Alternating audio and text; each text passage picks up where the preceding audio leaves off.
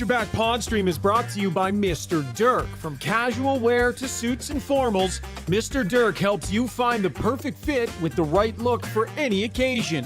Step up your wardrobe at mrdirk.com.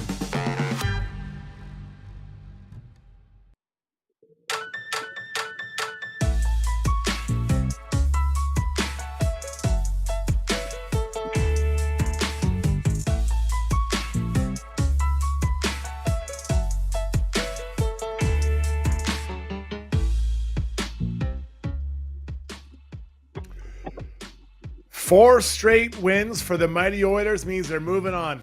Round two, a date with Vegas Golden Knights is next. Excitement for everyone. Oilers are down 0-2. Win four straight, and now here we go. We're moving on, and it's exciting. Let's get to our show tonight, brought to you by our good buddies at Play Alberta, the official gambling partner of all the major Alberta teams. Wherever you cheer for, Play Alberta is cheering for you, or is cheering you on. Bet on your favorites, get in on odds boost, and make game time more interesting. Deposit today and get a $50 free bet with code GYB05. Visit playalberta.ca. I'm here in the office. We'll have Rishaug join us in a little bit. He's finishing up his TSN duties. We got Rob Brown, who's joined us momentarily, and Zoobs. My home office is brought to you by our good buddies at Adrenaline Diesel. Now with an online store for all your diesel truck part needs, check out adrenalinediesel.ca. 4-2 the series, 6-4 the game today. Roberto Brown joins us now. Brownie, one of us chose that this series would end in 6, and he was completely right. I don't want to try to take a bow. What should I do here? We'll talk about that in Brownie Points, your prediction. I did say, though, this would be a 6-game series, and they would win 5 in LA, and they'd win 6 at home. This game tonight, I don't think you would call it pretty if you're the coaching staff from the Edmonton Oilers, but if you're a fan, you would call it entertaining. There were big mistakes all over the ice by both teams, but what the Oilers got and the LA Kings didn't get, the Oilers got big saves at the right moments. I thought Calvin Pickard was the difference in this hockey game. The role players of the Edmonton Oilers were fantastic. This was entertaining to the end. I mean, when the Oilers were up 2 late in the game and the Pickard made save after save, it's all over, empty net goal. And then with 15 seconds, that puck just sitting in the blue paint, you're like, oh my goodness gracious. But the Oilers, to me, simple. The Oilers' goaltending was better. Their special teams got better. And their coaching was by far way better. Those are the big reasons the Oilers are moving on. Yeah, lots to cover here, so we'll get into that right away here. I guess, Zuby, you and your buddies, the fans, when did you stop being nervous? About 20 minutes after the game? Certainly heart rate's still up. Yeah, I told you the other games when they had to come back, I was standing for that. I didn't stand until they got it within 1 goal. And then I was nervous that whole time, but I felt like I was in a good, comfortable seated position. And then once they got it within 1, I told my wife, I have to stand now. She said, why? I said, just trust me, I have to stand. So I didn't have to stand nearly as much as I did in those previous games. Yeah. Crazy game. Insane. Crazy game. And we got so much to break down. The good news is the Oilers are moving on. This wasn't a Picasso, but they are moving on. So let's get to the breakdown now. Brought to you by Alberta Ram dealers. Ram trucks continue to deliver with power, style, and innovation. The 2025 Ram 1500 features a bold new powertrain, a redesigned exterior, and state-of-the-art technology. Check out the most awarded light-duty truck ever. See your Ram dealer today. Brownie, you said it wasn't perfect. It definitely wasn't perfect. And the word I'd use to describe the first period was pure chaos. Goals all over the place. I think it was 4 goals in about 5 minutes. This was a coaching nightmare. I expected both teams to come out and really lock it down. But Brownie, the puck management that we talk about all the time just was not there for either team. It kind of crept in as the game went on. But man, what a chaotic start to an elimination game in the first round. Yeah, it's funny when you think you got an Oiler team that based their entire run last year in the playoffs on good defensive hockey, going against one of the best defensive teams in the league who are playing with desperation. And I think, okay, this is going to be a low event hockey game. And it was the exact opposite right from the beginning. Giveaways, odd man breaks, poor reads, poor decisions, poor back checks. At times it looked like a junior hockey game where the entertainment values through the roof because the mistakes are big and plentiful. But neither goaltender could make a save to start the hockey game. It was chaos, but it was a beautiful chaos if you're watching from the stands, because it's like when you go to the circus and there's 3 rings going and you can watch something going all over the place. There's always something catching your eye, and that's what we saw in the first period. There was just so much going on out there. You're like trying to catch your breath. The first 20 minutes to me was probably the fastest 20 minutes of the series. They just were going back and forth, trading chances, to the dismay, I think, of both coaching staffs. Yeah, it was pretty crazy. I mean, I don't know that I want to spend a lot of time going through the goals here and what happened. If you didn't see the game, I would say that in a nutshell, there was turnovers, on-man rushes, poor decisions all over the ice, and it was the opposite of what we saw the 5 previous periods. I fully expected the Oilers to continue kind of being tight, and Vegas definitely wasn't tight. They actually took our advice. They were forechecking. They were jumping up into play, and I looked to 2 young defensemen, Spence and Clark. They both had goals today. They got up the ice. They had fresh legs. Where was this? If I'm a Kings fan, I'm wondering, where was this the 3 previous games when, for the most part, the D were overtaxed, overused, and these young guns weren't anywhere? Well, and this is what it was shocking, Struds, and we've talked about it in the previous episodes. Both Spence and Clark played all season long for the Kings. Yeah. And the Kings were a very good team. They were 104 point or 106 points team. Spence and Clark were a big part of that. Drew Doughty, who is a Hall of Famer all day long. Drew Doughty missed a large part of the season because he broke his ankle in the preseason.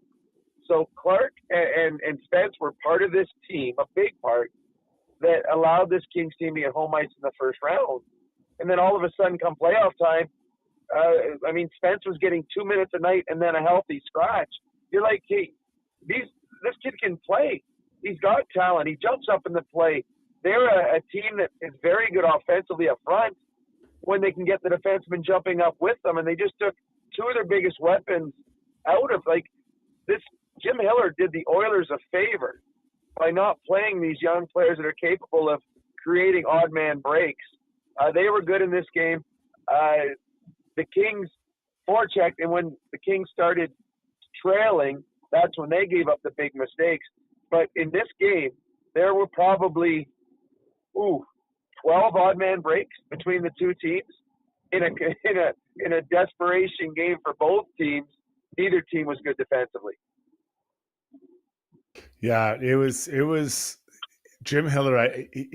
I watched his post game interview. There's going to be some challenges to him, I think, when they wrap it up about his coaching decision. He was pretty abrupt and short on what his responses when pushed about lineup decisions, style of play. I think it'll be interesting to see what happens with Jim Hiller, because they've got a good team in LA. I'm not sure that they did it any service. Brownie, on Struddy's World, I did a big thing on Wednesday. I guess that's yesterday, talking about the depth players for the Oilers versus the Kings. Now tonight, those 2 youngish defensemen had a big one, but I mean, the contributions from the depth of the Oilers were massive. And I think going in, we had no idea what was going to be. So Connor Brown, 3 points tonight, a goal and 2 assists. Trent Frederick, a goal and 2 assists. He wasn't even skating when the series started. Henrique, one off his hand. He got a goal.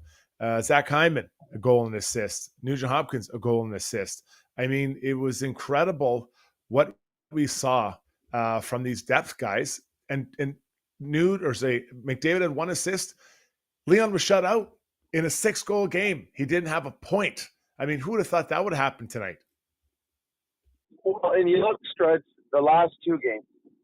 In Game 5 in LA, the LA Kings shut down Connor and Leon. Connor and Leon both had an assist, but it was on an empty net goal. So throw the empty net goal out. They had no points in that game. In Game 6, they had 1 assist in the entire night. So you just shut down Connor and Leon to 1 point in the last 2 games, and you can't win. That's what hurts. You did a good enough job on the 2 superstars, but you couldn't find a way to win. The LA Kings, we never got to see what their depth players could do because their depth line, their 4th line, plays 2.5 minutes a night. But you and I talked at the end of the season, and we brought it up quite often. The number of injuries to the Oilers, allowing all of these depth players to play more minutes, get more touches, get more confidence, would pay dividends when the playoffs started. They would eventually get slotted back to where they belonged, but they will feel much more part of the team because they had contributed. Henry got a couple power play goals. But Colson moved up the lineup. Arvidsson on the power play. All of these guys had chances to play in different type of roles to finish the season because of injuries. And they took that confidence and they're rolling with it. These players, all of their depth players, look completely different in these playoffs than they did in January, than they did in December. And it's because of unfortunate injuries. They got a chance to be a bigger part of the team. And that was shown through this series, how important that time was and how much better players they are. Let's go into the Weiss Johnson sound box now, Zuby. Connor Brown, and he spoke post game. His name was he and Pickard on the podium, which is, no disrespect to those guys, but they are not exactly the stars of this team. But they both had really important games. So let's hear, if you've got it there, Connor Brown on his 2 line mates, which were Henrique and of course Trent Frederick. 6 points between them. I think in overtime, Game 4 overtime, I think we really started to gel, and we've been building off it ever since. I think the big boy Freddie is really starting to find his game. He's got soft hands, big fella. I mean, he's fun to play with, and Rico's. I love playing with Rico. So there's something good there. So we just got to keep building on it. That was the digital sound box brought to you by our good buddies at Weiss Johnson Heating and Air Conditioning. Beat the rush on getting a new air conditioner for this summer. The team over at Weiss Johnson are already busy with requests for air conditioning, so don't wait. Specializing in servicing your existing mechanical systems or installing new ones, Weiss Johnson's here for all your home comfort needs. Visit weissjohnson.com today. Hit it. Weiss Johnson, whoa. Brownie, it's incredible. You put Perry up on the top line with the big boys, and then you've got Hyman and Kane and Nugent Hopkins. I know that there was some fluctuation, some moving, but that line of Henrique, Brown, and Frederick, they scored, they had good night on the offense, but they really controlled quite a bit of this game when they were on the ice. Well, they did. And so what happened with the Oilers is Corey Perry became a factor in this series. And well, actually, all year long, he became a factor and played well enough that they could put him with Connor and Leon. And now with Connor and Leon having a Corey Perry there, you can build a really good second line because Kane came back and played better than everyone expected with Hyman and Nugent Hopkins. So now you got a really good top 6. And now you can start fiddling with your bottom line. And you got, a greasy kind of line and Brown and Henrique and Frederick that they've got size, they got speed, they got some veteran savvy, and they gelled because they're put where they can excel. They're not too high in the lineup. They're put in a position where they can have success. And I think right now, the Edmonton Oilers, the way their lines are set, is as good as I've seen since I've been doing the game. And there's a lot of people want Connor and Leon have to be on separate lines. They don't. Almost every team in the National Hockey League has their best 2 players playing together. Every team does it. Marner and Matthews, Kucherov and point. All the team's best players play together. But the only way you can have success doing that is if you can find lines that can contribute further down. And we saw that in this series. And then you throw in, you talked about the Henrique line, Struds, take it a step further. Arvidsson and Podkolzin were miscast all season long as second liners. They're not second liners. But they can contribute on a fourth line when you give them a spark plug by Mattias Janmark. And all of a sudden, there's the pressure is off. When they have the puck, no thought process. We don't have to find Leon. We can just put pucks on net and crash the net. And I thought that in the last few games, the Oilers, the way they had their line set up, created problems for the LA Kings because the Oilers were rolling 4 lines and the Kings were rolling 3 lines, and they outchanged them, and they were fresher, and that led to a number of grade A scoring chances and eventually a bunch of goals by their depth players. And I think when you look at the setup of these lines, each line has a bit of a hammer, a Kane, a Podkolzin, Leon, or Frederick, and then they have a skilled center. Yeah, skilled center. And then on the other side, there's some speed or whatever you want to talk about, a grittier player that has some goal scoring ability like a Hyman, a Perry, etc. So each line they're all kind of carbon copies of each other's. Yeah, and maybe the skill or the size changed a little bit, but they are roll them out line after shift after shift after shift. And you're right. I think this is the best way they could do it. And this is kind of typical of Knobloch, what we saw in the playoffs last year. It takes them 2, maybe 3 games to figure out the best lineup for his group. Well, Strud, let's look at all of it when you talk about Knobloch and moving on. In this series, in game 3 or 4, he found lines that he felt that could contribute. I mean, you heard Connor Brown talk about, in the overtime of game 4, we started feeling good together, and we just carried it through. So Knobloch found the lines he wanted that could have success with. In this series, the Oilers' power play wasn't good to start, yet they got better as the series went on. They tweaked some things. After the game, I think it was Connor Brown talked about penalty killing. They were embarrassed in the first 2 games.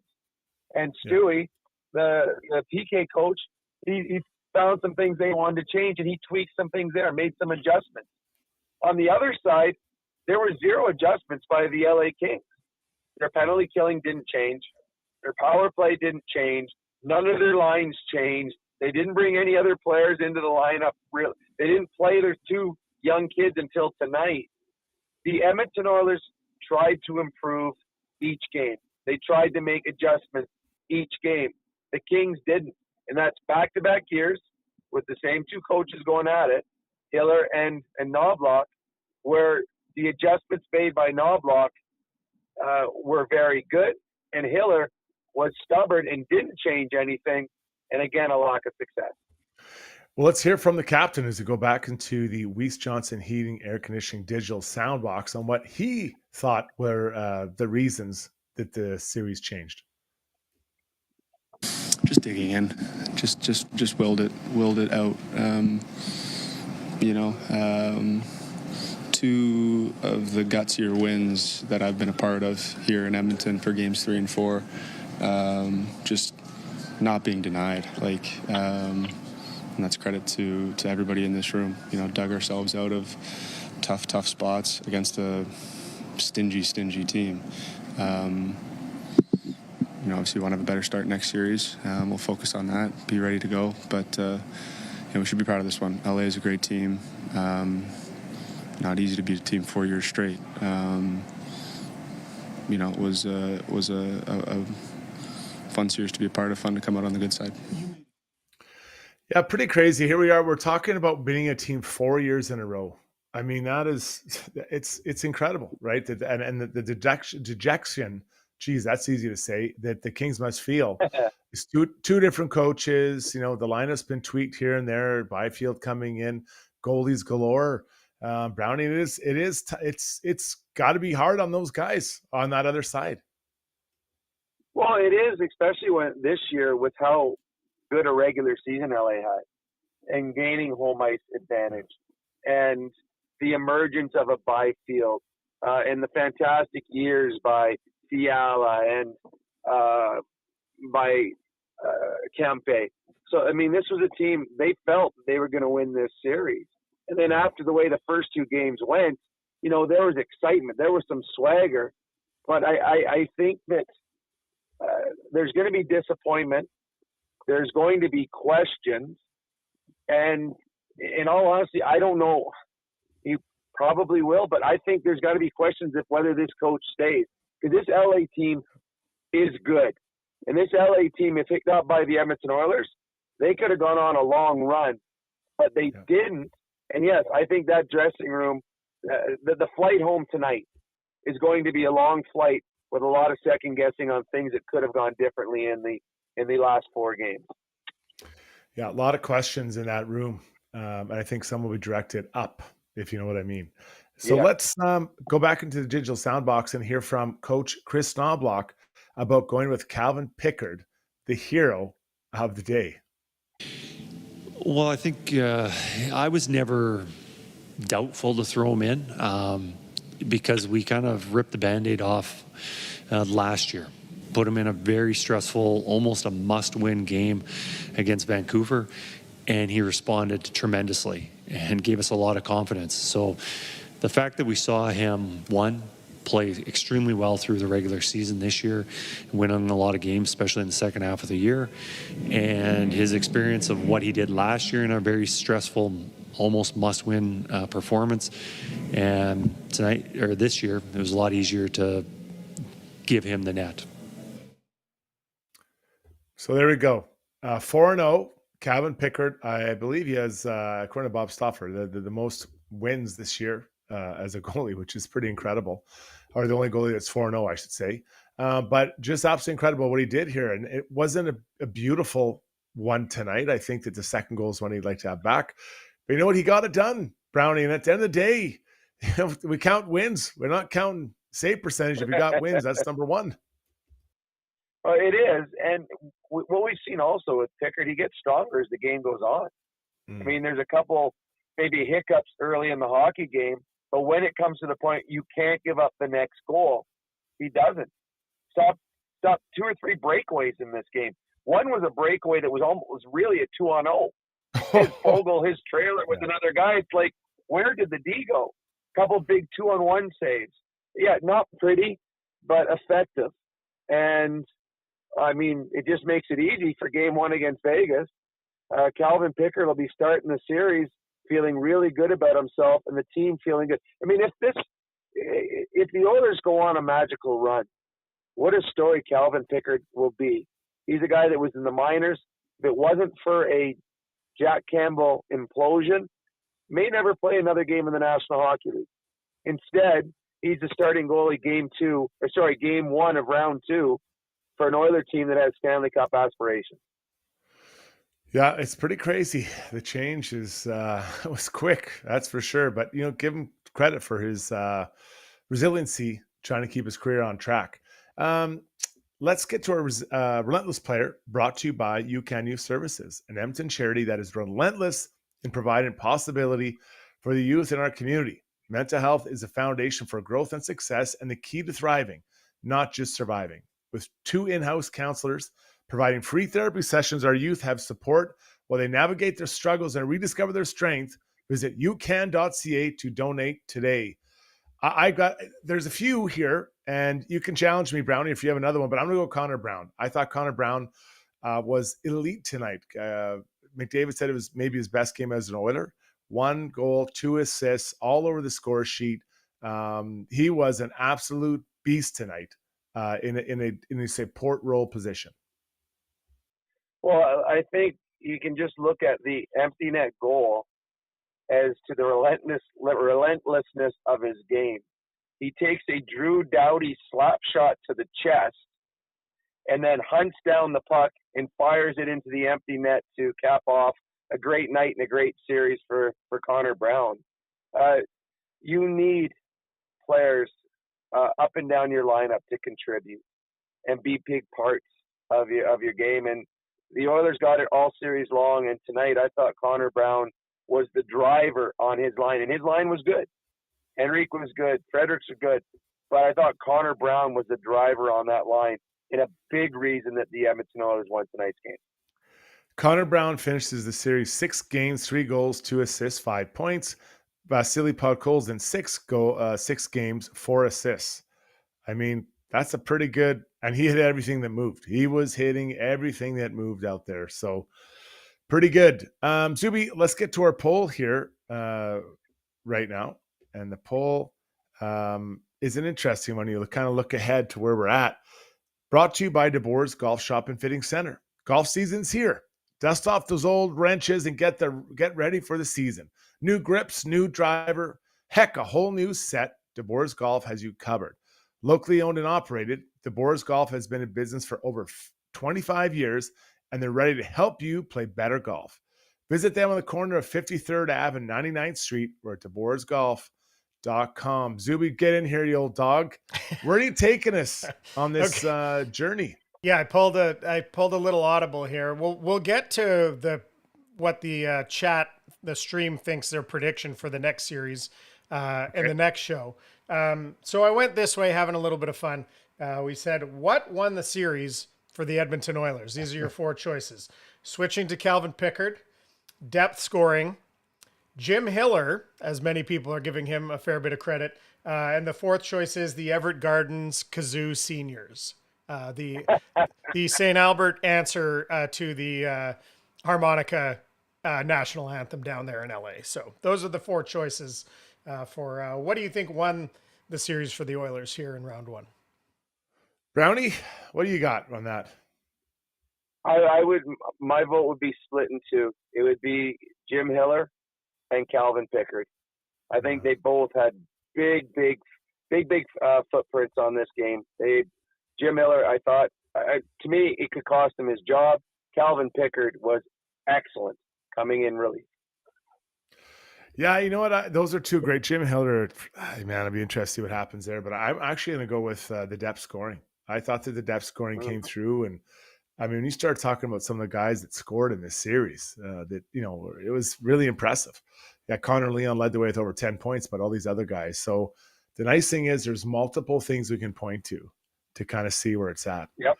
And the solutions. What do you go with, Zoobs?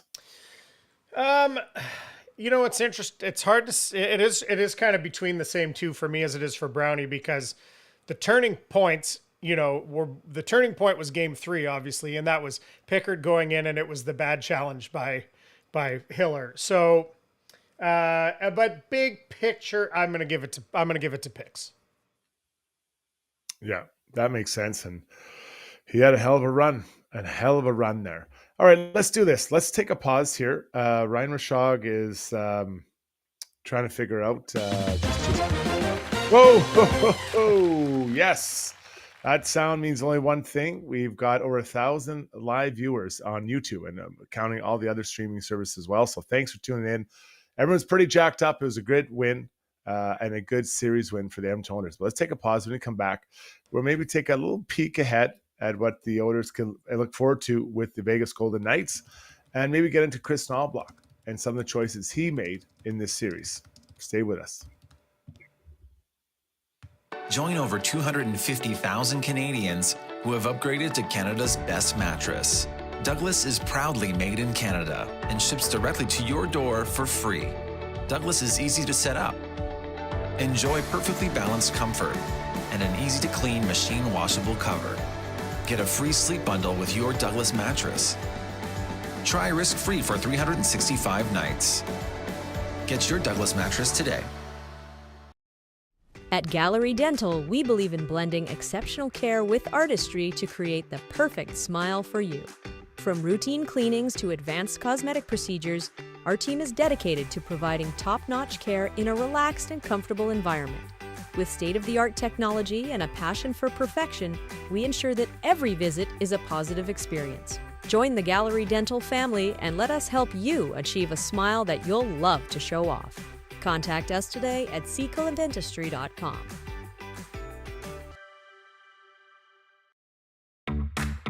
Choosing the right health and dental coverage can feel overwhelming, but Alberta Blue Cross is here to make it simple. Their user-friendly website features a free quote tool to guide you through choosing your plan, or you can chat directly with one of their specialists for personalized help. Every plan includes access to personal, nutritional, and financial counseling at no extra cost. Visit ab.bluecross.ca/personal to learn more.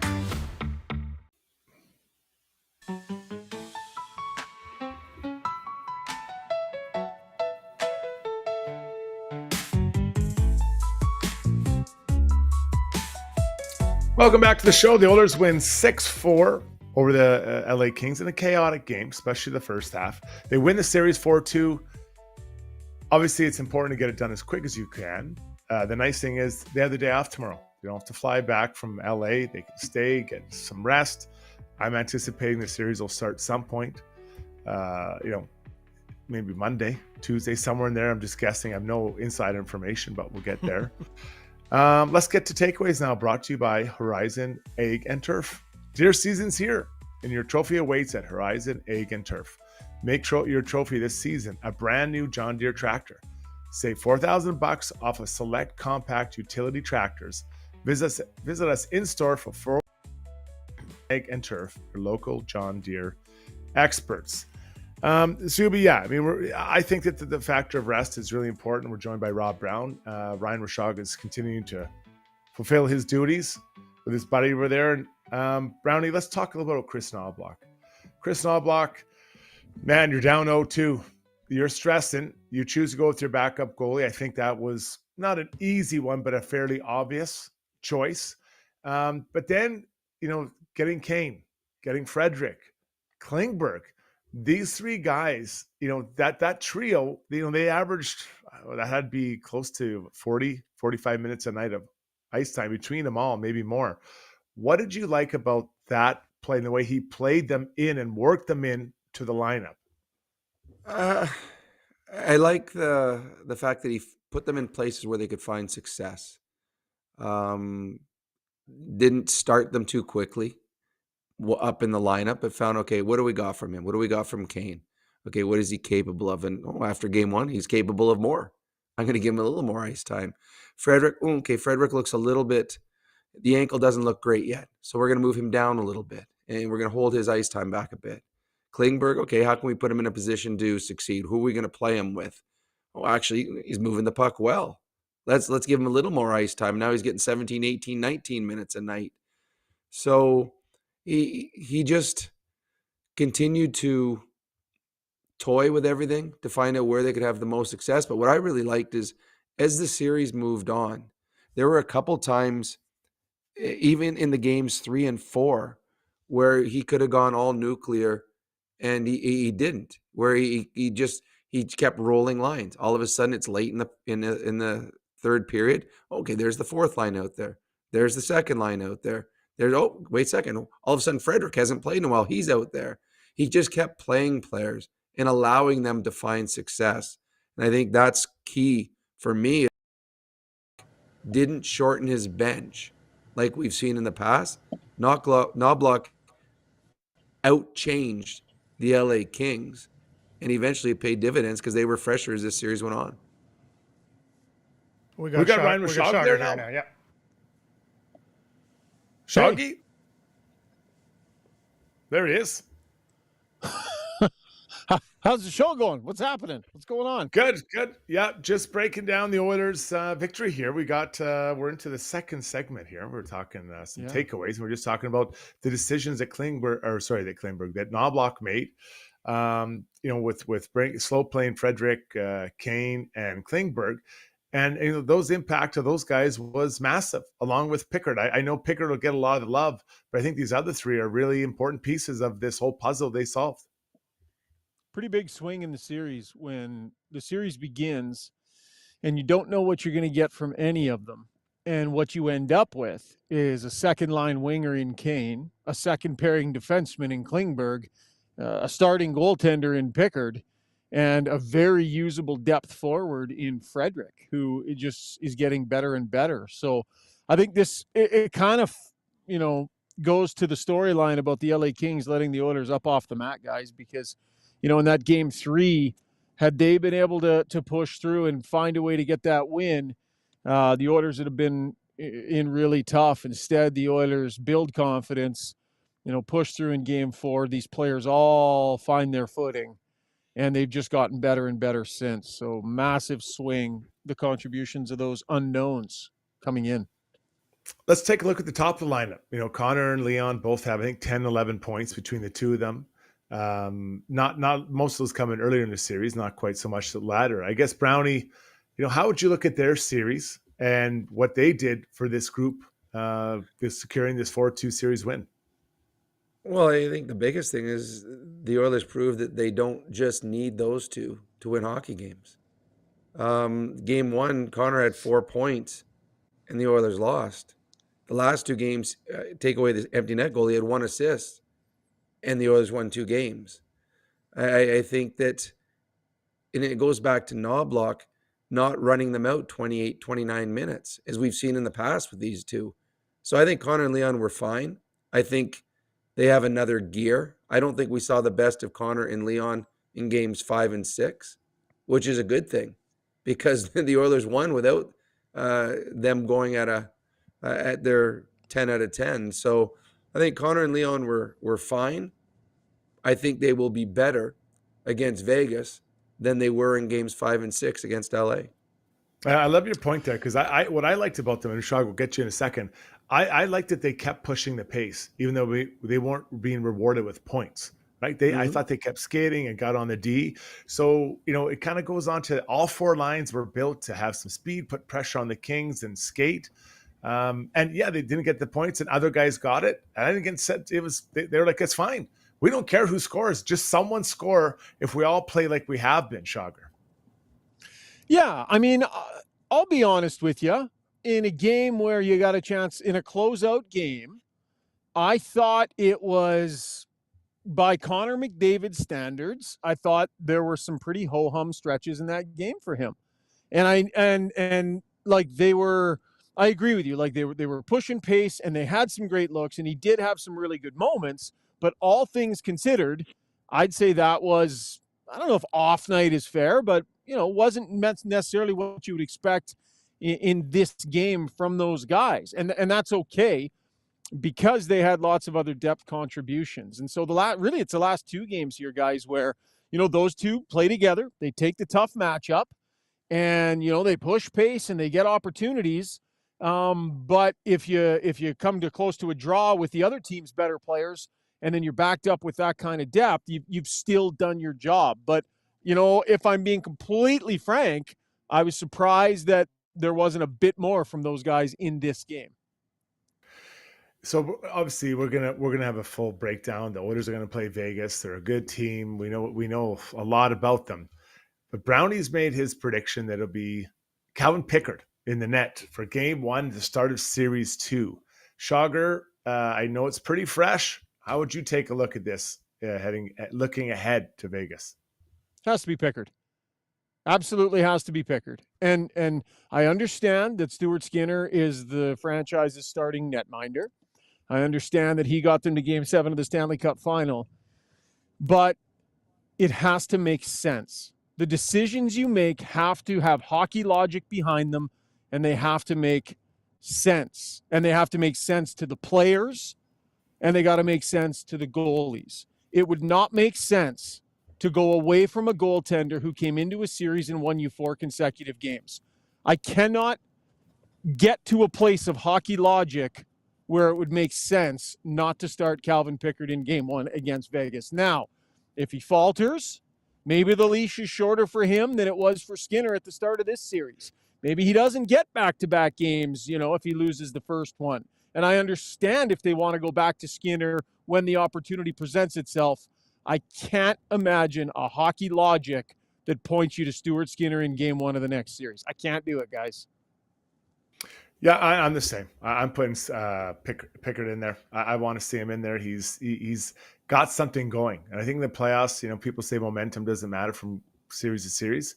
But when you have something going, I don't think you want to just throw it aside and put someone else in there. So I think that's where it's at. Now, kind of on the final thought here, chaotic play reigned for the most of this game, Brownie. It was all over the place, but we saw some really good things from the Oilers. Overall, the 6 games, how do you see the Oilers' puck management and their choices with or without the puck against a pretty good counter-punching team in the Kings? I think the Oilers had good puck management in the third period of Game 4 and overtime of Game 4 and Game 5 against the Kings. I don't think they had good puck management in the other games. I thought they had terrible puck management in tonight's game. There were more odd man breaks, breakaways, 2-on-1s, golden opportunities in front of the net for the LA Kings. They outwilled the LA Kings. Tonight was simple to me. The Oilers got saves, and the LA Kings didn't. But no, I think there was a total of 3, 4, 5 periods where the Oilers were very good with puck management, and I don't think the rest of the series they were. I think that at times their skill took over. At times, poor coaching decisions by the LA Kings helped them. But I think there is a lot of room for improvement, and they will need it against a team in Vegas that's probably a little more battle-ready come playoff time.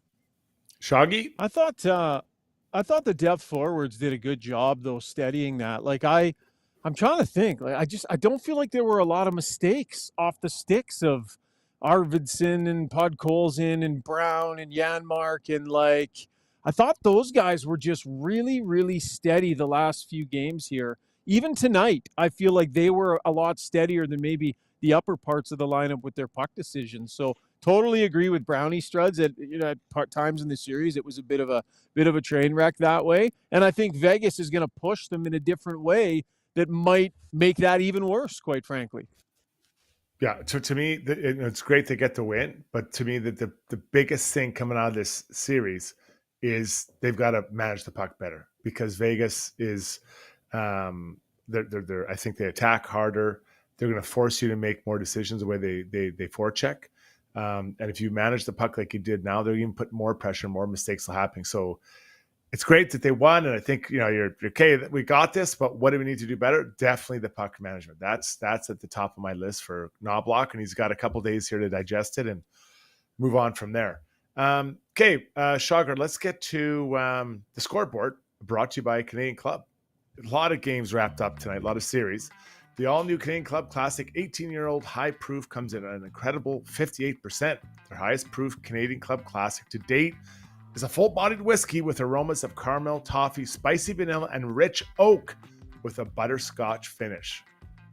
Tons of games. 4 important games tonight. We know that the Oilers won one, so we can skip through that one. I think that I was personally rooting for the Senators. I don't know if anyone else had that feeling in this game. In Game 6, Toronto does win it 4-2. They got up early. Austin Matthews scores a squeaker of a power play goal, and then they go on to pull it out. Pacioretty moved down to a line. He scores a nice goal to get the 3-2, that empty netter. So the Leafs win the series. They go on to play Florida. Brownie? How about in that game tonight, though, the lineup card problem?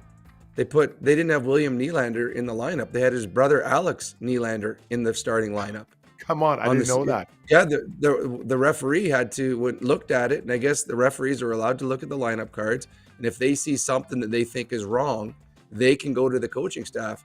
And they went to the Toronto Maple Leafs coaching staff and said, I'm not sure you want 92 or 96, whatever Alex Nylander is. I think you might have the wrong guy in it. And they were able to change it. Had the referees not noticed that, and they dropped the puck to start the game, William Nylander would have been asked to leave the game. He had a goal. He had 2 goals and an assist in this hockey game. What a mistake that was made.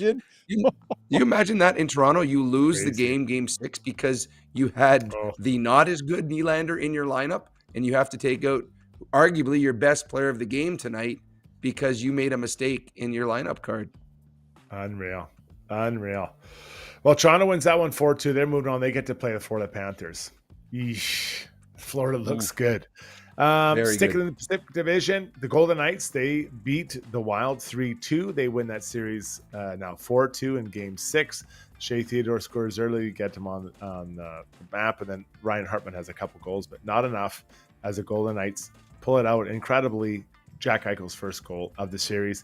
And then finally, a crazy night in just like the Oilers game, crazy. Avalanche wins 7-4 over the Stars to take this to a Game 7. So we'll see a Game 7.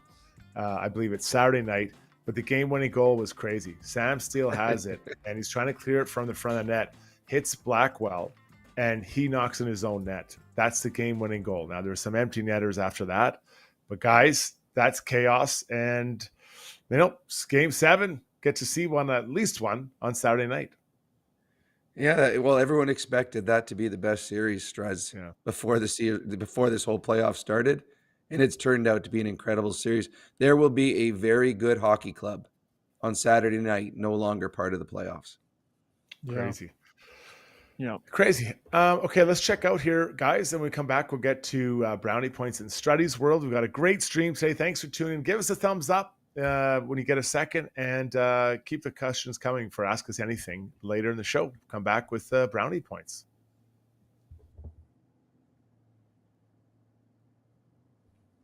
It's happening. Things a little slow here tonight. It's coming. Yeah, who wants to? I don't know why this is but here, let's try it. I'll manually hit it. There we go. Ready to go all in this season? Mr. Dirk's got you covered with express on-site tailoring, a wide selection of craftsman-made suits, sport coats, and casual staples for every occasion. Score big with Mr. Dirk. We've always got your back. Visit us off White Ave, south of 102nd Street, or browse online at mrdirk.com.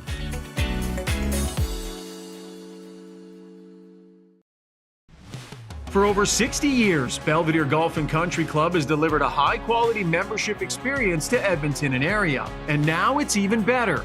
Drainage and irrigation improvements in 2024 have taken course conditions to a new level. This commitment to long-term sustainability means exceptional playing conditions all season long. Belvedere's tee sheet availability is unmatched, so join now and experience golf the way it was meant to be played, on your schedule. Visit belvederegcc.com today. Specializing in heavy-duty commercial truck powertrain repair, performance, tuning, and part sales, Adrenaline Diesel's professional team is ready to assist you with all of your needs, from the simplest oil changes to engine conversions, overhauls, and engine modifications. Featuring an all-new online parts store and machine shop to manufacture, replicate, or repair parts, visit adrenalinediesel.ca.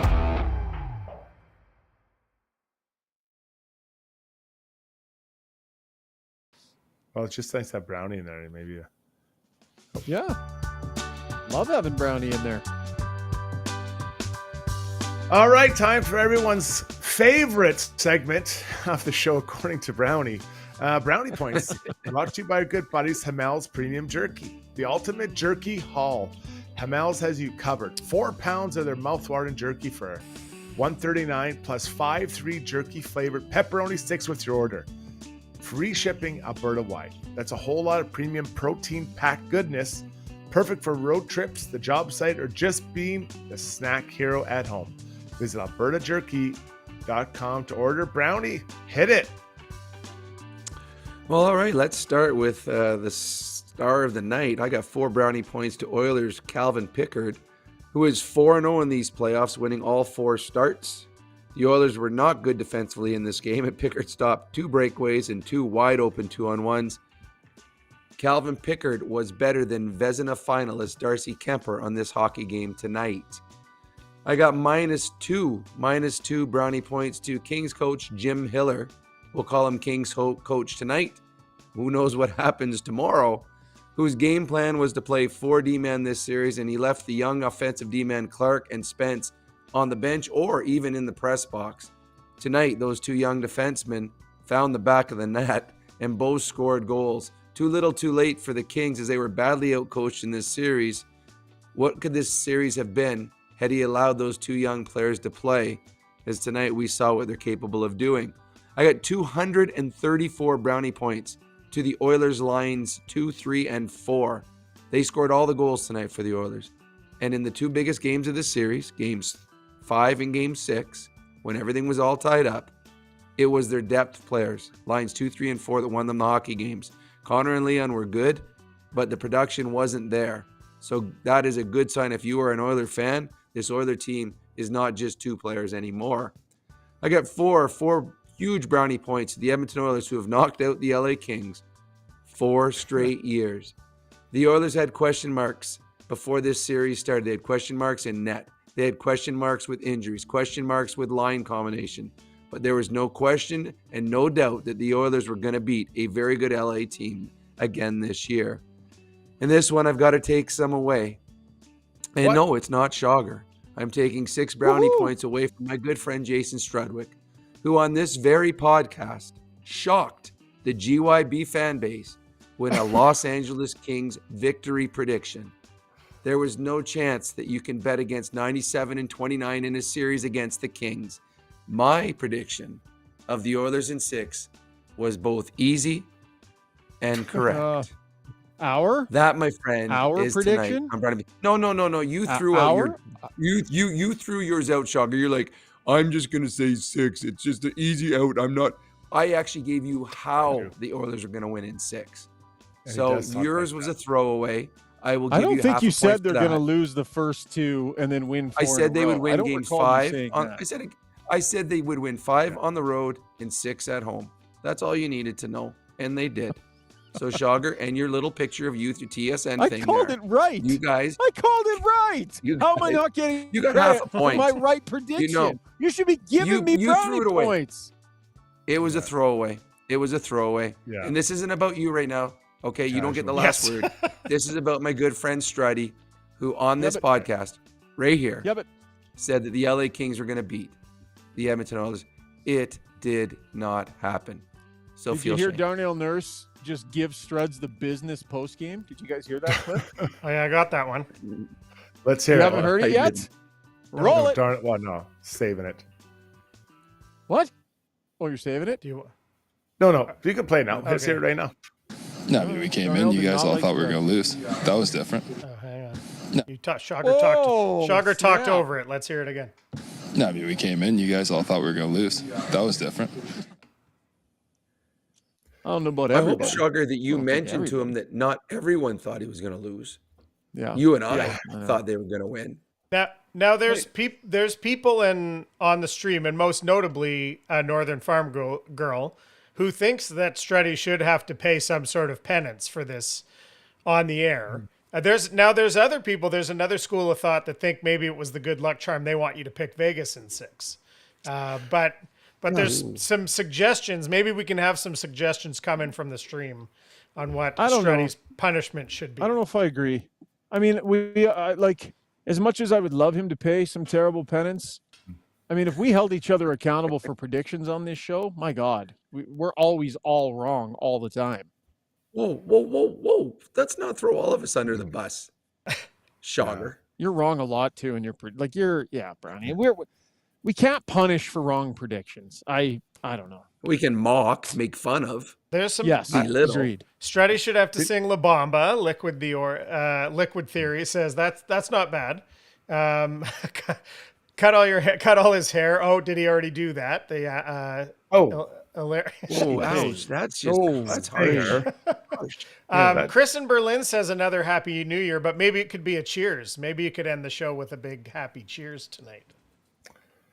Yeah, okay. Let me, now that you all had your word in, so funny. I believe you guys are all approaching this the wrong way. You should be thanking me for my prediction. Yeah. Because I said I hoped I was wrong, and I think that changed the context. It motivated the Oilers to go the other way. So I will accept gift certificates to Circle K as a thank you.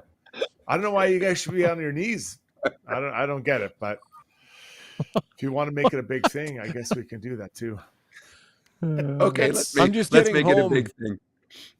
Yeah, I'm just getting home, so I'm going to run inside. So I don't know if you want to do core adjustments first or whatever you want to do. I'll be inside in a couple minutes. Okay, sounds good. I want to do my favorite show. Struddy's World. I can't wait. Let's do it. You're going to like this one. Let's do I'm looking forward to Strudwick. it. Aw, You're going to love okay. it. You can listen to the rerun tomorrow. Okay. Strudwick's World. Oh, yeah. Okay, hold on. I got to play the thing. Ready? Okay, sorry, my bad. I get excited. When you make a mistake, heads should roll. It's not right. And I'm here. Someone has to put their foot down. Now that I say it out loud, it does sound a little crazy. Gotta look good.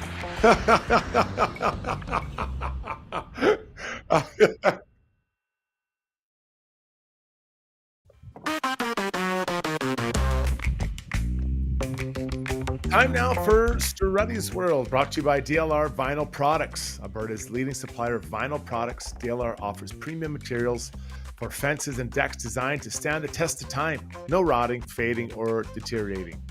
Whether you're looking for a professional contractor or planning to tackle the project yourself, they have the resources and expertise to help. Canadian owned and operated with locations in Calgary and Edmonton. Check them out online at dlrvinylproducts.ca. Struddy, take it away, you handsome devil. Oh, I will, and I shall. The more I watch Trent Frederick, the more I appreciate his game. The goal he scored today, it started 200 feet away from where he put the puck in, literally 200 feet.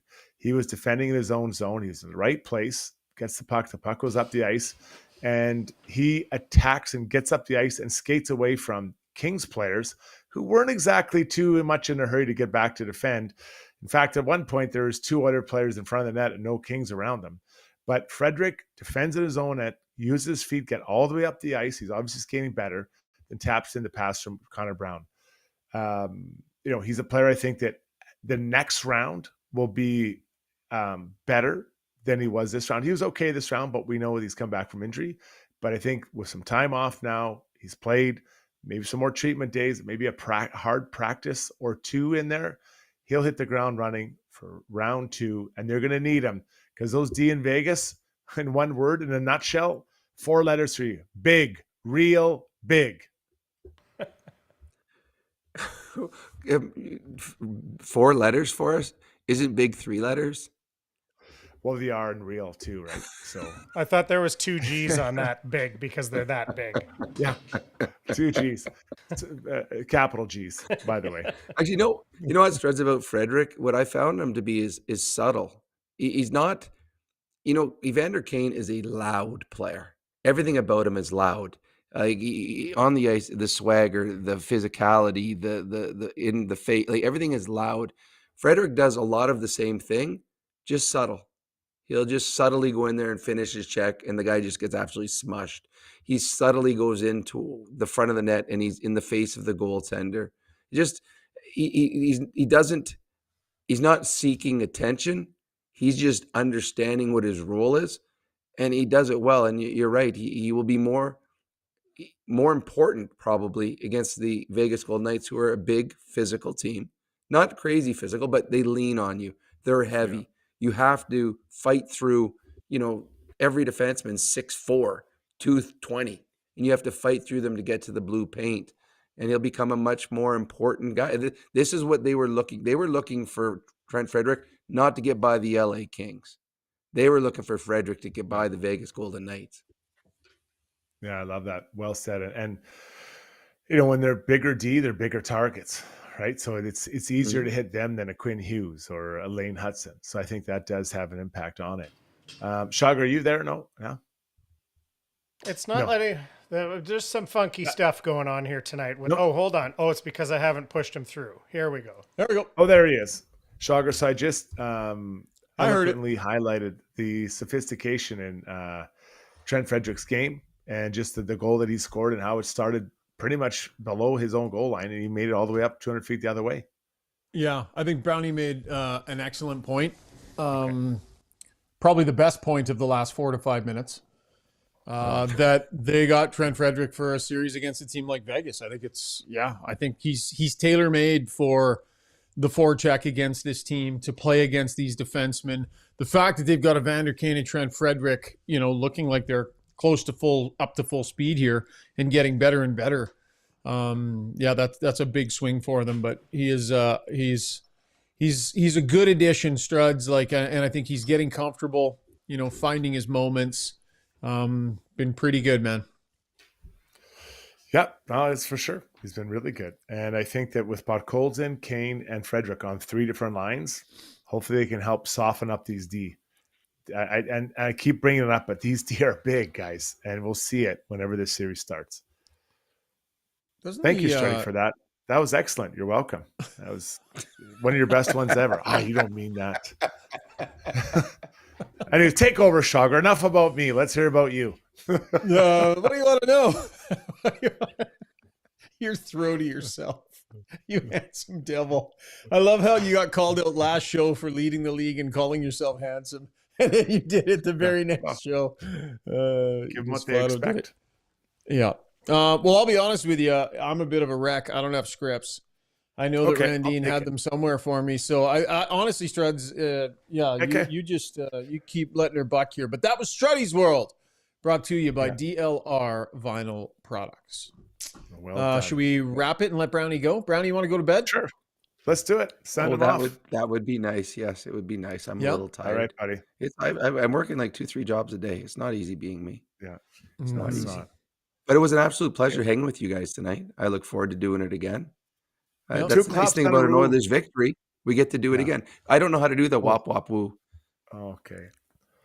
Let him go. Just ruined it. It's 2 claps and a yippee.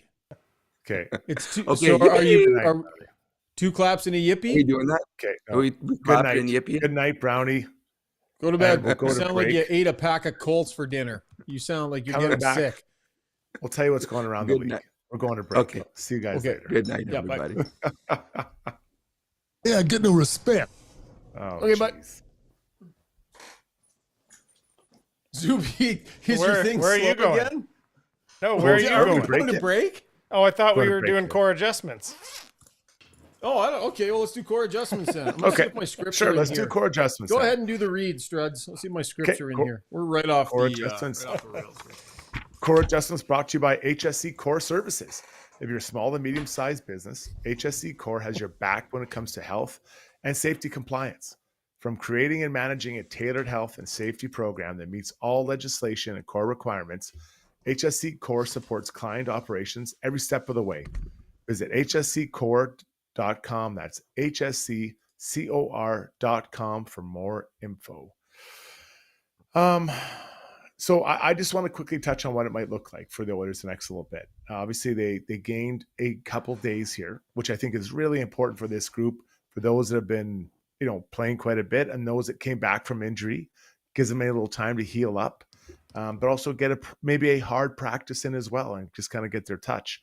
The Oilers have the day off tomorrow. That's Friday. I'm guessing, Shogger, they might start Monday. Am I off there? Is that kind of because there's a game I believe Saturday, Monday, Tuesday? Yeah, I believe there's something in the building Sunday in Vegas. I believe, like a fight or something, or there's something going on in there which prevents the Sunday start. So I think we're looking at Monday, Tuesday would be my guess. One of those 2 days. I think so. Yeah, and I believe I haven't gotten a text yet. I believe it's going to be a day off tomorrow. I imagine it would be a day off the ice. And they did this all the way through the whole series, Struds. Like they basically got team day off tomorrow. So they did not skate on any of the off days. Like they were completely off the ice. I think maybe a few scratches or aces may have. But they really prioritized making sure they get well rested on those days off. They never flew home after games. They stayed overnight, flew the next day. On both, on all the travel sequences here. So I think they were careful about that. Yeah. So you're probably looking at, so let's assume it's Monday. I'm guessing that they have tomorrow, maybe a skate Saturday, and then maybe a skate fly Sunday or just fly Sunday, skate Monday. If they play like that, that's probably what you're looking at, Oilers fans. So I think that, I don't think this series would have overly taxed the team.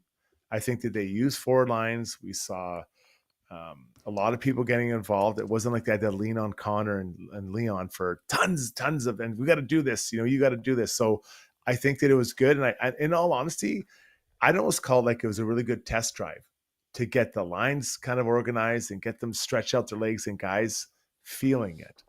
So in a lot of ways, this first round was, I think, a really good tune-up for what's going to be a different and unique challenge in round 2 against Vegas. Do you think, Struds, that and I'm just going to grab Vegas's lines here. But do you think that there will be a strong possibility that they go back to 29 and 97 playing on separate lines? Man. So Carlson, Eichel, and this is off Daily Face-Off. This is up to, this is up to date. I'm not sure if this was up to date from tonight's game. Carlson, Eichel, and Stone, Saad, Hurdle, Kolasar, Barbashev, Waugh, Riley Smith, Pearson, Howden, and Olofsson. So, I mean, the Oilers with the advantage down the middle, clearly. I can't help but think that maybe they split them up. Yeah. Yeah, I mean, Carlson, Eichel, Hurdle. Or sorry, not Hurdle, and I meant to say Hurdle and Eichel. Those are two pretty good centers, right? Well, they're on Waugh. So I could see you doing that. I'd be fascinated to see what those lines look like. You know, does Kane slide back beside Leon? You know, what do you do? Do you push someone down? So I'll be interested to see how they shake it out with that. You tried 91, 29, 21? You try that? Or do you think Frederick is right where he needs to be right now?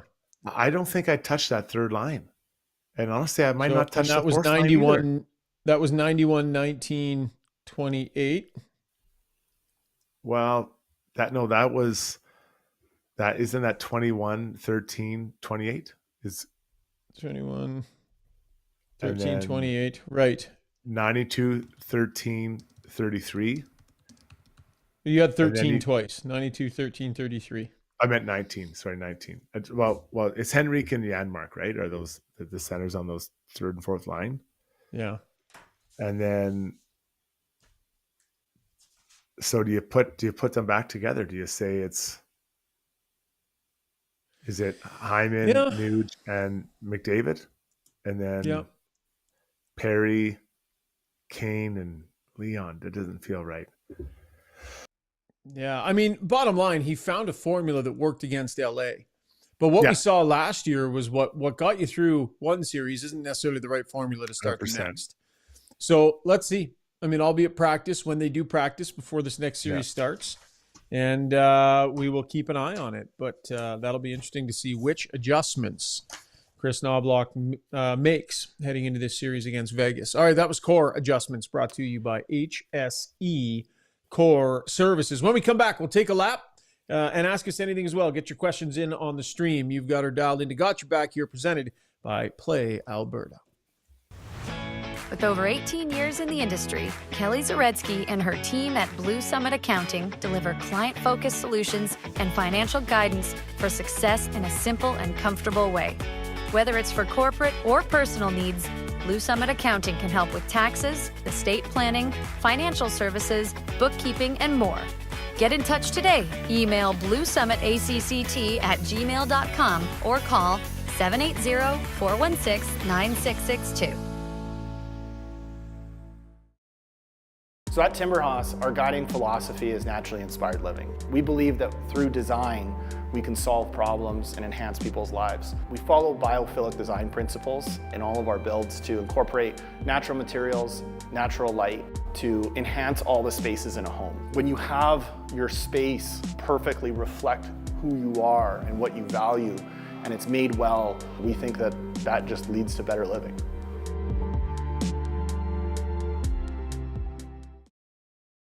If you're considering a vinyl fence, don't be fooled by cheap marketplace imitations. Get top quality vinyl fence from a trusted company with 20 years in the industry. With locations in Calgary and Edmonton, check out dlrvinylproducts.ca.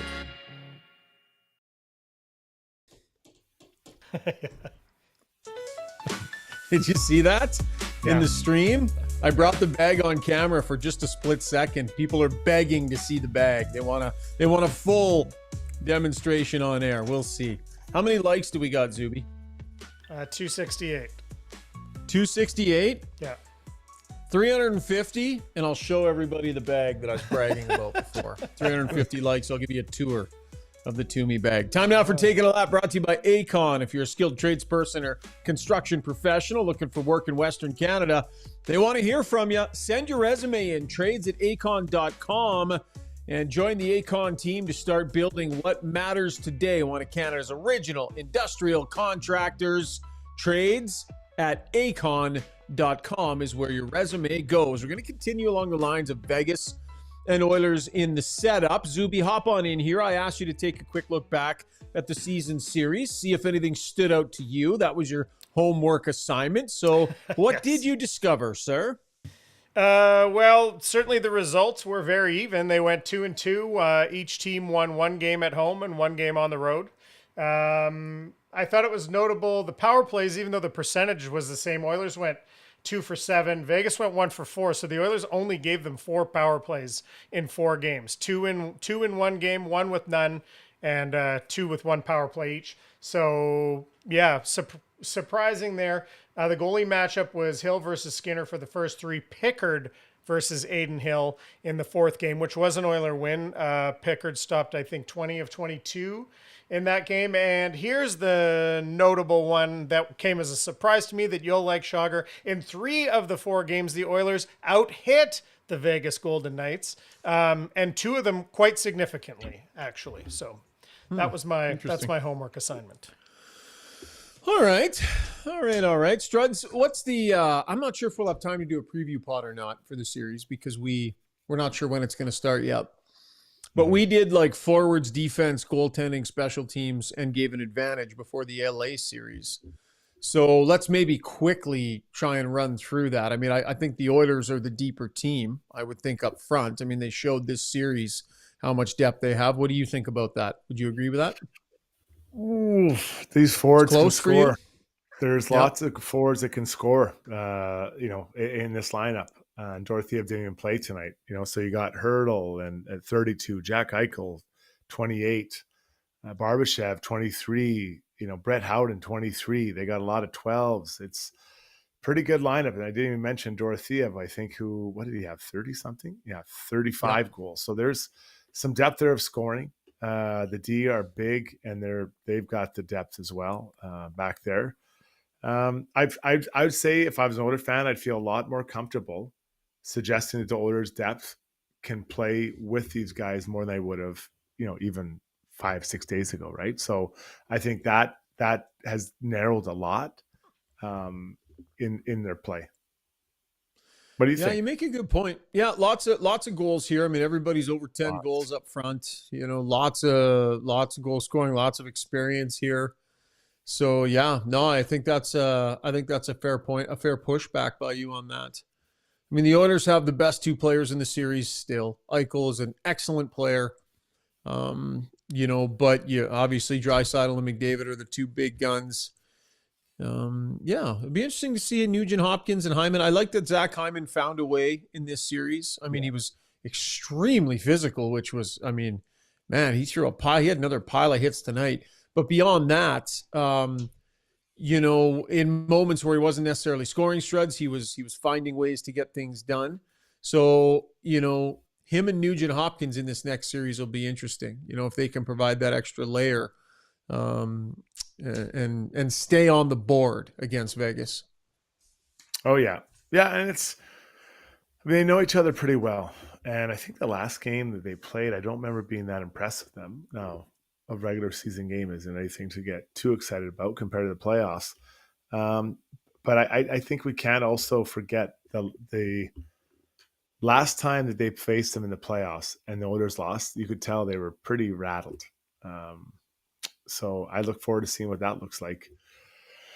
And that motivation they can bring to this series starting in a few days. Just want to point out here, Blomsky on the stream says Vegas is arrogant, if anything, and they'll think they'll sleepwalk through the oil. Let's take advantage of that. Blomsky speaking in a way as though he's part of Oiler Nation, part of the Oilers, basically saying, hey guys, let's all us take advantage of that. Have we fully converted this guy, Struds? And are we accepting of that? I asked the fans on the stream. Well, listen, he's been unreal listener, except when he got the 1 week suspension, he became Matt again. Actually, Matthew. Just Matt. But yeah, he's since then though, he's been back up to his normal charming self. So I think he is trying to work his way in because to me, the Canucks right now have a lot of questions. So maybe he just pauses on the Canucks, joins this ride for as long as it lasts, and then goes back to Canucks and they can sort out the many problems they have. I got a buddy that's such a big Canucks fan too. And I was talking to him today. He'd kind of had a bit of a hard week. And nothing to do with the Canucks, just whatever, a few bumps along the way here during this week. And I said, well, at least you can take solace in your team, just continuing to make great strides. Oh boy, just piling on. So Blomsky, you can indulge in got your back all you want. Be a YEG fan for the next few weeks. Advantage on the blue line, which way, Struds? Man, I'm gonna go Vegas. Just because Theodore, Haig, Pietrangelo, Hanifin, Whitecloud. I mean, that's their core six. If Ekholm was in, and if Klingberg continues to play it'd be damn close. But that they are 6 deep, man. They are 6 deep back there. And I know people don't want to hear that, but they're a pretty good group back there. Maybe not the offensive high-end punch that you see from some of the Oilers guys, but pretty good group. We got George Blunt saying Vegas in 5. George Blunt. Oh, then he amends it and says in 6. And then goaltending. I mean, it's got to be Vegas, but we'll see. I mean, the Kings have the big advantage in goal in net heading into this series, and the Oilers made Kemper certainly look mortal. Human. And Aiden Hill hasn't exactly been killing it in Minnesota. Mm-hmm. He had so the Oilers have a way of breaking down goalies. We've seen that. We saw it against a Vezina Trophy winner, or finalist in LA. So, yeah, I think Aiden Hill's a good goalie, but they know him. Okay, Matt says, what I have not told you guys yet that I will reveal is I've dragged my brother Chris, and 2 of my best friends, Canuck fans, into watching Oil for this postseason. Wow. Building a small army of Canuck fans to cheer on the Oilers. That's awesome, Blommer. Get them in here on the stream too. Let's get them on the live stream chiming in. We would love to hear from them. This was our what else were we gonna do? Quick note on the Hart Trophy. So Leon Draisaitl, no surprise, there's a nomination there, Struds. But does it feel like the games that he missed maybe put him in a tough spot to grab it this year? Does he feel like the number 2 or 3 guy this year? It does. I think that if he had played all the games, it'd be clear. What I was surprised is that, the previous day, Ted Lindsay Award, which is voted on by the players, their kind of quote unquote best player, he wasn't on that. It was kind of a different list. It was Makar, McKinnon, and Kucherov. And then this list was Hellebuck, Draisaitl, and Kucherov. Yeah. Kucherov, correct? So it's not clear. I would have loved to have seen Makar on both. But then someone has to go out. Well, Draisaitl was asked about, because he was a Hart Trophy finalist, as we said, but not for the Lindsay. And so he was asked by Daniel Nugent-Bowman, would you say that the media got it right and the players got it wrong? And he goes, well, I don't know. And, media normally get it wrong.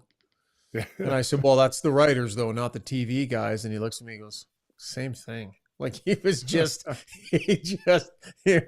like a fly off the side of his face, just flicking. Like you're all the same. Anyways, we'll see what happens with Draisaitl and the Hart Trophy. What do you think is going to happen in the game tomorrow, Struds? We're talking Winnipeg. Winnipeg. I think Winnipeg. Yeah. Oh, sorry. Yeah. Go ahead. I've got Hellebuck having a hell of a game on the road for them to win. He needs it. He needs it for himself. And then what do you think of Colorado and Dallas? What a night for Rantanen. Yeah. Tough night for them to lose, but what do you think will happen there? I'm going to go Colorado as well. I had them getting out of the series. I'm not going to change now. All right.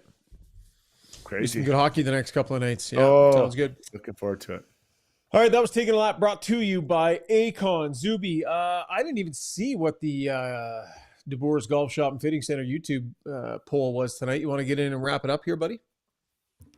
Push your buttons if they're working tonight. Oh, man, they're killing me tonight. My Stream Deck isn't working at all. Where is I got to find the poll to make sure we have the right Holy cow, I got a lot of shots Who here. won the Okay. series for the Oilers? I've got it here. Oh, you're looking for the sponsorship for the poll. Yeah, I'm just making sure we got the right guys in the window here. Okay, what won the series for the Oilers? Depth scoring after Struddy's endorsement came flying back in this poll to win 39% of the vote.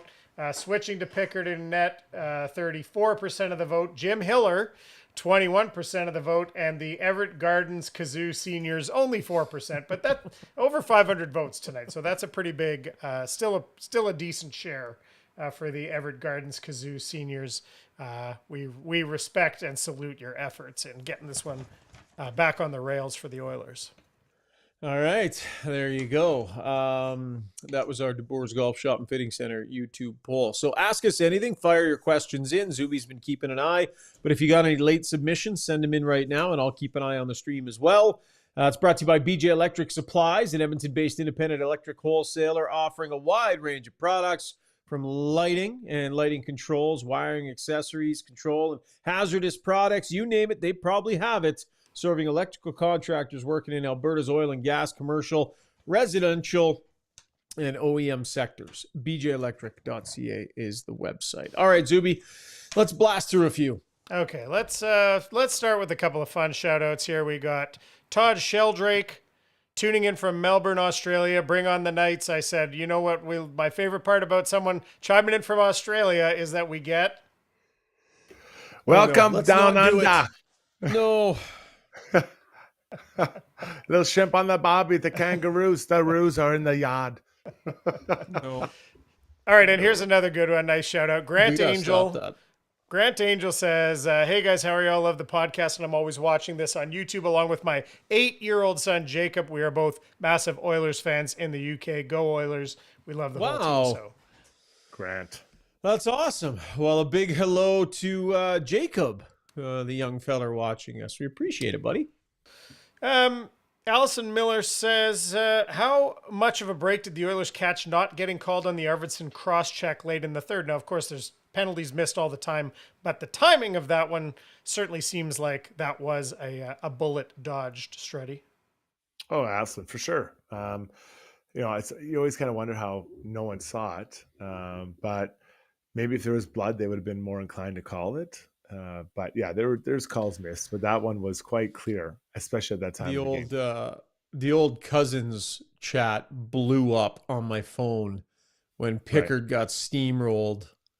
Right. And after the call on Kemper. Now, I grabbed a couple of screenshots. Like Calvin Pickard is 90% out of his crease when he takes that hit. But what did you think? What did you guys think? Soups? I thought it was accident. I don't think it's a penalty. It's a big collision. But to me, he scrambles out. He's trying to make the first save. He's completely out. And I didn't think that the intent was to initiate it. That's just a guy going after a puck. So I felt bad that he had to take such a big hit and shake it off, but I didn't think it was a penalty. Yeah, I would have been interested if they scored it. Would they have challenged that? Because he couldn't make a save, right? I mean, luckily Klingberg was there to zip it up. Like his back heels were in the crease. Like kind of he was just barely in the crease, but he was way further out than Kemper was. That's an unusual official huddle though for a non-penalty. I thought that, and someone wrote on the stream here, Allison Miller. Oh, her again. She said, "I was so nervous that it took so that took so long." I was surprised too. Struddy, what are they talking? What's being said in there? Just did you see it? Well, I think I know what happened, but I didn't see it. Yeah, exactly. They're trying to convince themselves one way or the other, or get consensus, because the two refs obviously didn't see it, and if they don't see it, clear, go ahead. Sorry to interrupt. No, if you don't know it for sure, you can't just guess that that's what happened, right? Like I think in that moment you have to be 100% sure. Is there not a pathway to calling a major so that you can review it and then ending up with no penalty? Like, are they sitting there saying, does anybody have reason to think we should, see if it's reviewable in any way, shape, or form, right? Whether it's a high stick, you can call the double for and review it, I think. Or anyways, I just thought maybe they were checking to see if there was a reason to take another look. Yeah, if there was blood, there was no there was no blood. So I think that's pretty hard to call a 5-minute major cross-checking when there's no blood. Yeah. All right. Nurmark Swee says, how does the matchup series need to look for the Oilers to have the best chance of winning against Vegas? Low scoring or high scoring? What kind of series, when we look at these two teams, favors the Oilers, do you think, Schauger? They were pretty low scoring during the regular season, weren't they? Wasn't there like a... I mean, you ran down the totals. It was 4-2, 1-0, 6-3, and 3-2, I believe. So there was 1-6-3. I forgot about the 6-3 game. Yeah. I mean, I think the Oilers showed in Game 5 that they have the ability to play a really tight defensive game, and that can be a strength in their game. So, I mean, I think that's going to be their goal, Struddy. Whether they can do it or not, I'm not sure. But they're going to want to buckle it down way more than they did here tonight. I agree. I think that they made it through the first round. I think everybody is like healthy, right? So now you can really focus as a team. Say, okay, we have to play like this every single shift. I think that Game 5 would be the template for what they want. Mm-hmm. I'm going to double down on the point I made the other night too, although Brownie's not here to defend himself. I still don't think the Oilers have gotten the level of goaltending required to get to a Stanley Cup final or win a Stanley Cup. So I think they need a higher level of goaltending than they have gotten to this point in the playoffs. They won the series, but in terms of the level you need, there's still some more to be desired there. And I think they'd admit that too.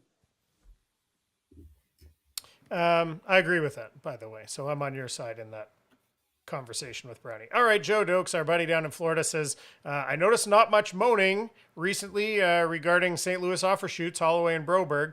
The trade deadline guys seem to be doing well. Is it time for Stan Bowman to receive some credit, Struddy? Well, yeah. I mean, Stan Bowman didn't bring in Skinner, but he's not playing. And then you have, your Arvidsson on the fourth line, although it's competitive, but that's a pretty expensive fourth line player. Trent Frederick, has been great. The Klingberg signing, he's paid dividends here in the first one. So, yeah, you don't get every single one right. But I just can't stop thinking if Holloway was here instead of Skinner, how would that affect this lineup?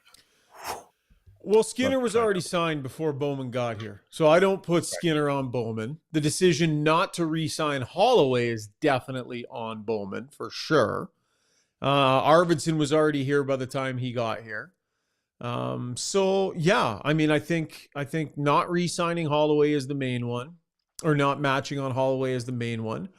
But I do think that between Klingberg's impact, and we'll see here how, if Frederick can stay healthy and can continue to give him good minutes. Yeah, I think it's fair to say that it's looking like he deserves some credit.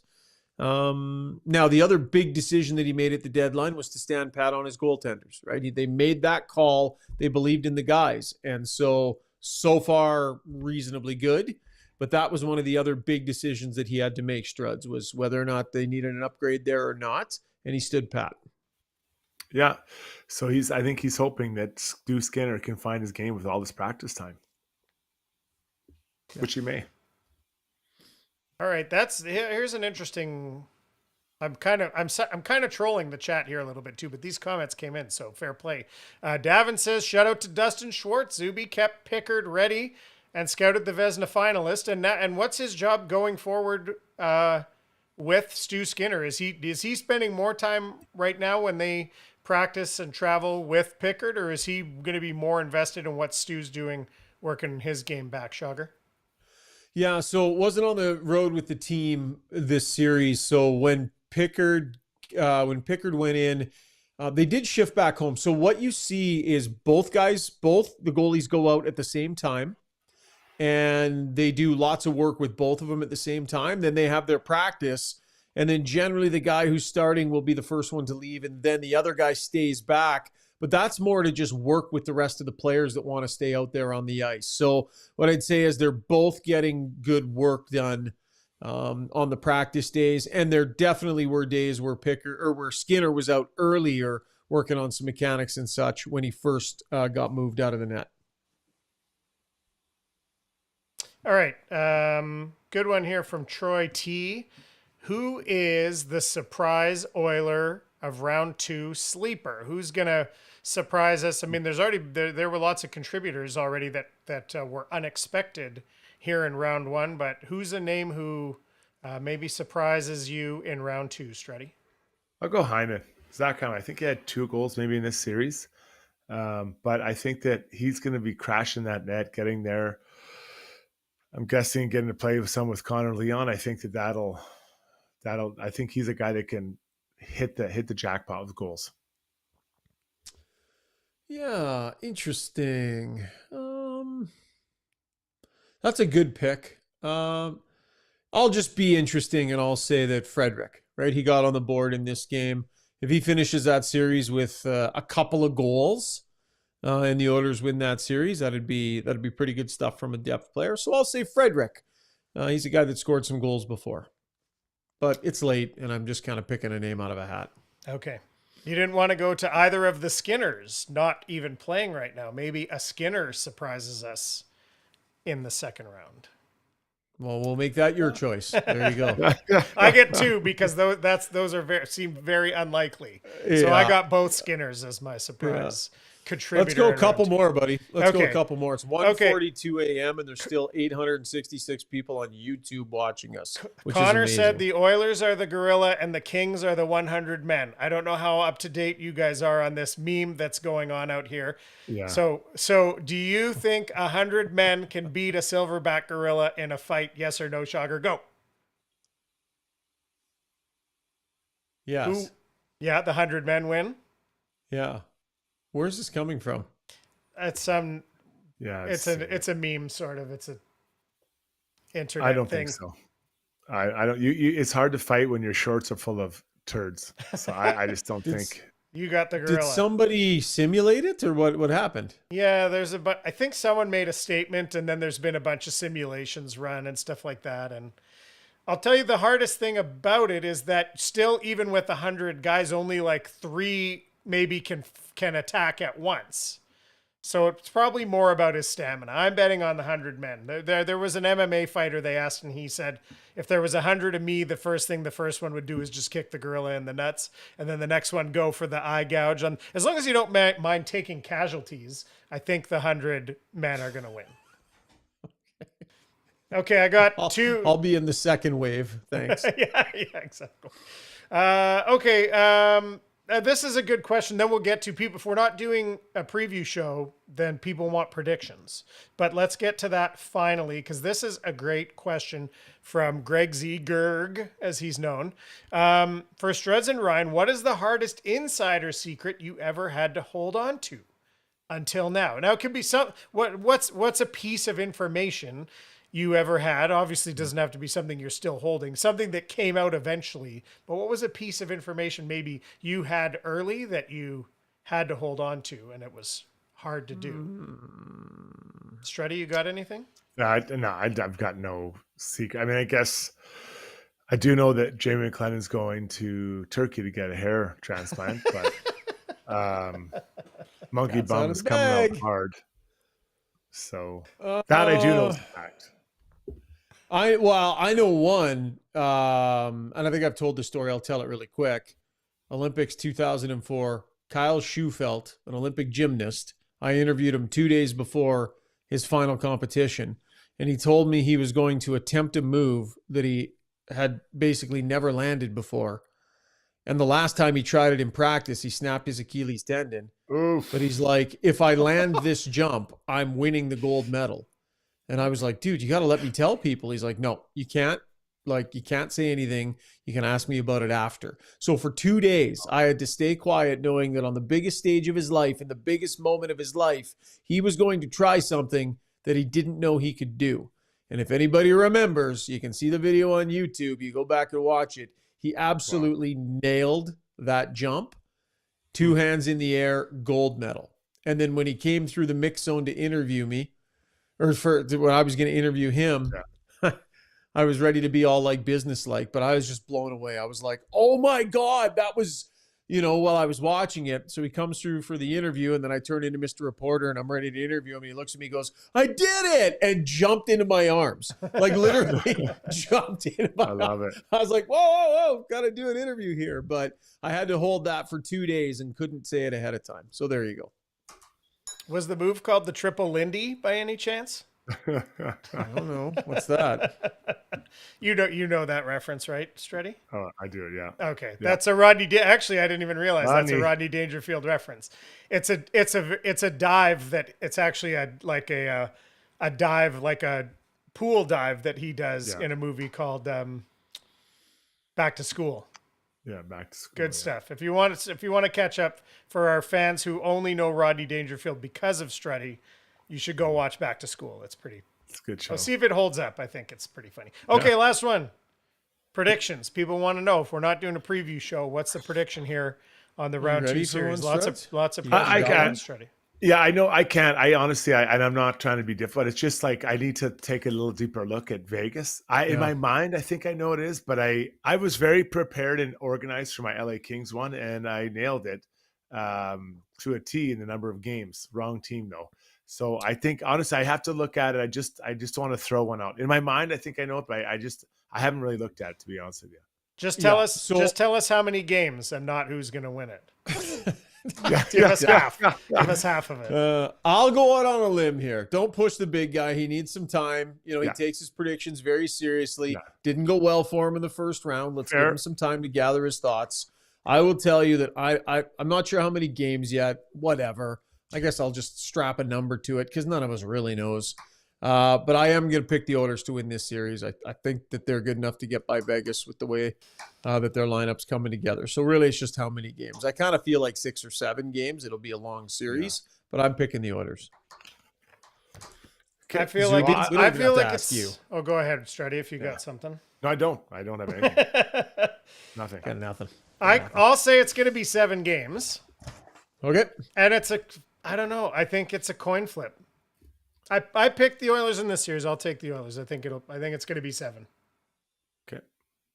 All right, there you go, Struddy. We will wait with bated breath for you to, I guess, tweet your prediction or something at some point. But we need to know. We need to know ahead of time because your prediction was a big story in round number 1. That was Ask Us Anything, brought to you by BJ Electric Supplies. All right, time to wrap the show with our Gallery Dental play of the day, offering a full range of services to keep your smile healthy. Their experienced team gives you personalized care with the latest technology, making sure you get the best treatment you can. Contact GalleryDentalYEG.com. Got something in mind there, big guy? I do it. The game-winning goal, the Toronto Maple Leafs Max Pacioretty. It was a great shot, great play. And listen, I give the Leafs fans a hard time. I did want to see a Game 7 so they could sweat. But I love that. I thought that was a great goal. And for a guy that's been sitting out quite a bit, that's a huge moment for them. And a depth player coming through. Did you see the tweet from Alan Walsh after the game about his client? Next stop, Hall of Fame for Fleury. Who, of course, I know, different game, obviously. Yeah. But I thought that was a good runner-up tonight, was good point. Him wrapping up. Yeah, it was a good one. Yeah, for sure. Bit of a farewell tour. It was good. Yep. Okay, that's it. We're done. Let's all go to bed. No big fancy finish. Thanks for listening. Monday. Well, yeah, keep an eye on our socials. We'll let you know when we're going to do this again. Zuby, fix your machine. We'll talk to you in a few days. Can't promise anything, but I'll do my best. All right. Good night, everybody. See you later. Bye-bye.